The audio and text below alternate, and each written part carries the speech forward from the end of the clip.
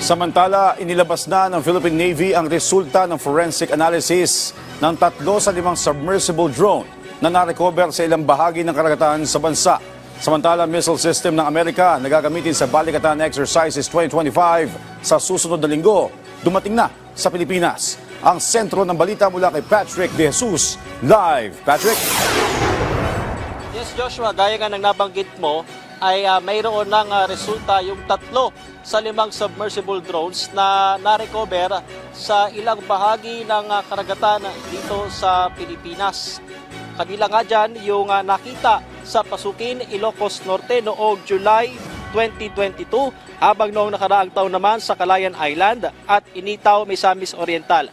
Base sa forensic analysis, ay may Chinese markings ang mga drone na ito kung saan isa ay may ginamit na Chinese SIM card. Ayon sa Philippine Navy, malaki ang posibilidad na i-deploy ito ng gobyerno ng China kung saan mayroon itong implikasyon sa pambansang seguridad ng Pilipinas, partikular na sa underwater terrain research. There is a 55 to 80% likelihood that this was deployed by the Chinese Communist Party. Why 55 to 80%? Is because of the components inside. They have the capability to receive, to process, to store, and to transmit data through satellite communications to a station on land, to a mothership, or to other drones. Joshua, nagpasalamat naman ang Philippine Navy sa mga mangingisda Pilipino dahil ilan sa submersible drones na natagpuan ay sila ang nakakuha at iniulat sa mga otoridad. And I would like to highlight them. They are an indispensable part of the comprehensive archipelagic defense operations that the AFP conducts. Tuwing may makikita kayong kahina-hinala na ganitong kagamitan, ibigay alam kaagad sa otoridad. Whether Philippine Navy, Philippine Coast Guard, Philippine National Police, o kung sino man ang malapit sa inyo, i-secure nyo lamang, huwag nyong galawin, at ibigay alam.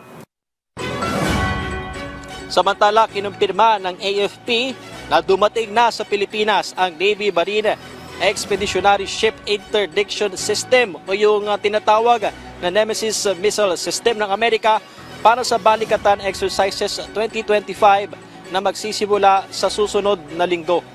Hindi sinabi ng AFP ang eksaktong lokasyon dahil na nga rin sa usapin ng seguridad. Kung matatandaan, sinabi ni US Secretary of Defense Pete Hegseth na ilang makabagong kagamitan ang ipapadala sa Balikatan kung saan kabilang na nga dito ang Nemesis Missile System.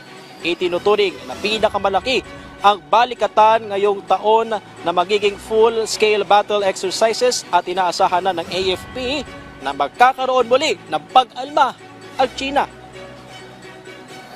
Every country, big or small, has the absolute and inalienable right to defend itself.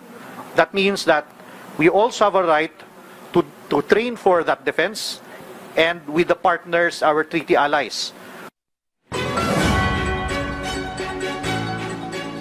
Joshua, 14,000 tropang Pilipino at Amerikano ang makikiisa sa Balikatan Exercises 2025 at isa nga sa mga aktibidad ay obserbahan mismo ni Pangulong Ferdinand R. Marcos Jr., partikular yung Integrated Air and Missile Defense Exercise. Joshua.